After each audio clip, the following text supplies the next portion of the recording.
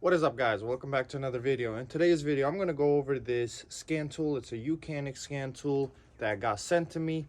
I got this scan tool about a month ago. However, these are my honest thoughts. I did not get any money for this, but I did get the scan tool, and I said I'm going to make an honest review. And the reason why I actually decided to make a review on this is because I believe it's going to benefit many people, especially DIY, or it's a great backup scan tool for a professional. I work as a mobile mechanic here in New Jersey, and you can never have too many scan tools, especially because some vehicles will talk to one but not talk to other. For example, I had a 2023 Corvette that would not talk to my Autel, but it was able to talk to this. And because of that, I was able to diagnose the 2023 Corvette. It also worked on a 2023 Audi e-tron, so it is able to read newest vehicles, which is great. Now, most people, DIY, they're not gonna be using it for 2023, 2024 model vehicles, at least not yet, but those options are there if needed. That's why I said it's also great for a backup scan tool to a professional. So this is the box that the scan tool comes with. It's a hard case. It's a decent size.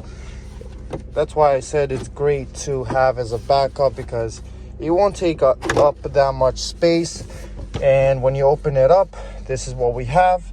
So the scan tool goes right over here like that. So you have the scan tool.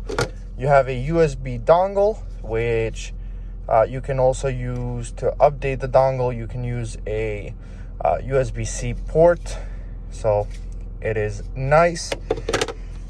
And then this is the scan tool itself. So you have the power button here, USB-C to charge it, USB to connect it to a computer, and you have a nice hook in the back so you can put it up to your vehicle just like that. And it also has an endoscope or a videoscope, whatever you want to call it. It's good if you don't have another one, but if you have a professional one, you cannot go inside the cylinders with these because you're not really going to be able to see much. But if you don't have anything, it's good to have.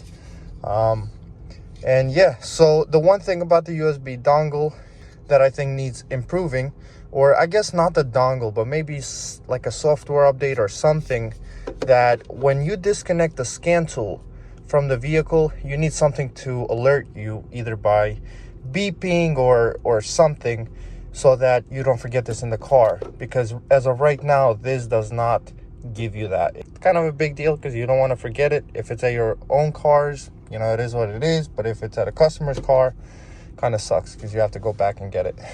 Okay, so let me stop rambling because I like to do that. We got the diagnostic feature. This is where you go and get the vehicles right there. You got maintenance. This is, resetting. It's got 40 plus reset functions here. Obviously, they're not going to work for every vehicle because every vehicle is different. You can do OBD2. You got the video scope, as I mentioned. You can connect it to the USB port right over here. And data manager, if you're a professional, you need this. If not, it's not really a big deal. But you can see your previous repairs or previous scans that you've done. So it's pixelated because I'm zooming out, but it's you can see quite a bit, and it gives a very nice report. And the one thing that I really like about this, you can actually click on these and there are hyperlinks that will take you to Google. So again, it's a feature that is nice to have. All right, and then on this next screen here, you can do software update, and you have remote control here, which someone can take over your tablet if you click on that. It's nice. VCI manager, that's just a Bluetooth dongle there. Auxiliary tools, no big deal. Shop manager, as I mentioned before, it's so you can get the vehicle information, and that's that. So the most important thing that we need, however, is how the actual tablet functions as a scanner, because that's what we need it for. So let's go. This is a Mercedes. Let's find Mercedes right here. Smart VIN. We'll do okay. It would probably help if I plug this in. Okay, let's try that again.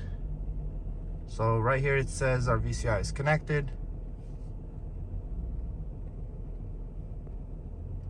By the way, in the 1 month that I've been using this, the battery life is actually pretty good on it. So, and if you actually, once I turn it off, so I completely shut down the scanner, and I come back, you know, 2, 3, 4, 5 days later, usually the battery only drops by like 1 to 2%. It's very, very minimal, so it's good. I do that with all my scan tools, so that the battery doesn't drain just sitting there, because there's apps in the background just running all the time. And last thing we need is to have 3, 4 scan tools and all of them are dead because you left them on. Here is something that I actually really like. Coming from a Zentry system, which is Mercedes, coming from a dealership, we were able to click on the codes as it was scanning, and it will show you the codes. So you don't have to wait for it to end. It's not that big of a deal. However, it's helpful because as you go, you can kind of see, okay, what's going on? Like, what are these codes for? You do a boop, a drop down, and there you go. High pressure and return pump, and BAS control unit. So I do get this code sometimes. I think there's probably something going on with the ABS module there. And as we can see right here, no can with ABS control module. So I do feel it sometimes. It's very intermittent. This is a personal car of mine, so, but I did want to emphasize that because it is helpful. I find it useful, and I'm sure other dealerships and other dealership scan tools do the same thing. However, the Autel does not, and I've tried King Bolin and a few other brands that they don't give you that drop down. Okay, so the quick test is done. If you go ahead and hit report, you can go and get the report for everything, and you can also go here and save it, which is important to do.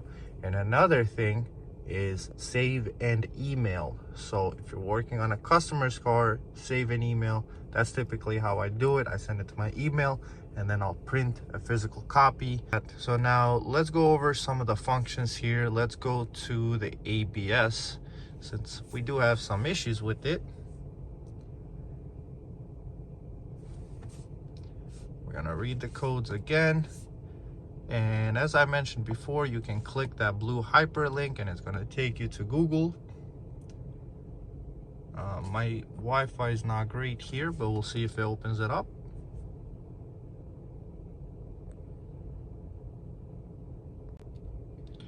Okay, it's not gonna open it up because I don't have much Wi-Fi, but there we go. We can, this is live data. You can go through all of them, and you can also graph. Now you can do multiple graphs. However, you can only do up to 2. Now the screen is kind of small. However, I wish there was an option to have at least 4 graphs. I'm gonna talk to the manufacturer and see if they can make a change on that. I'm gonna give them the feedback because 4 graphs would be helpful sometimes, not all the time, but when you're trying to diagnose something, sometimes 4 graphs is needed. Not always though. And then when we go to active tests, you can go ahead and actuate different parts of your ABS pump.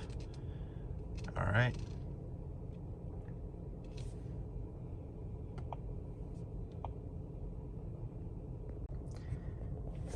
Now, this tool has a US-based customer service. A lot of these Chinese scan tools, so to say, do not have a US based customer service. So most of the time you're speaking to somebody in China that most of the time can't even speak properly, and that's no dig at them, it's just English is hard.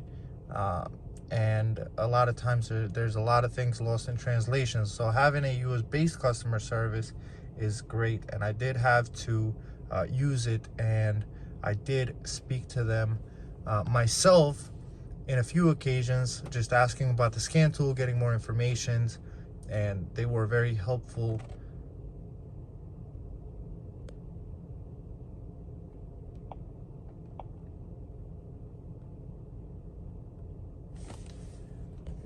So I'm just gonna press the lamp. There you go. It switches on pretty quickly, and you can see diaphragm position. That's your brake pedal. Another thing I'm gonna recommend to the manufacturer is they fixed this power button. It works perfectly fine. It doesn't look the best, to be quite honest. They need to integrate this a little bit better. This scan tool lacks in online coding. It doesn't have any coding, but that's to be expected. This scan tool is about $480 US. So it's not super expensive for the functions it has. I've seen the same type of scan tools go for a lot more, and especially since this does not have any updates for its life, I believe that it's a good value if you need something as a backup scan tool, or if you need something as a do-it-yourselfer.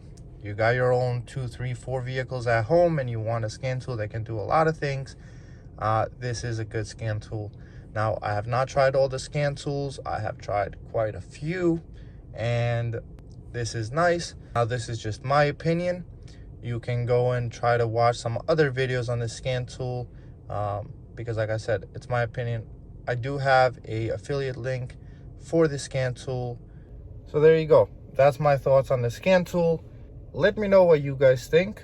I will see you guys in the next one.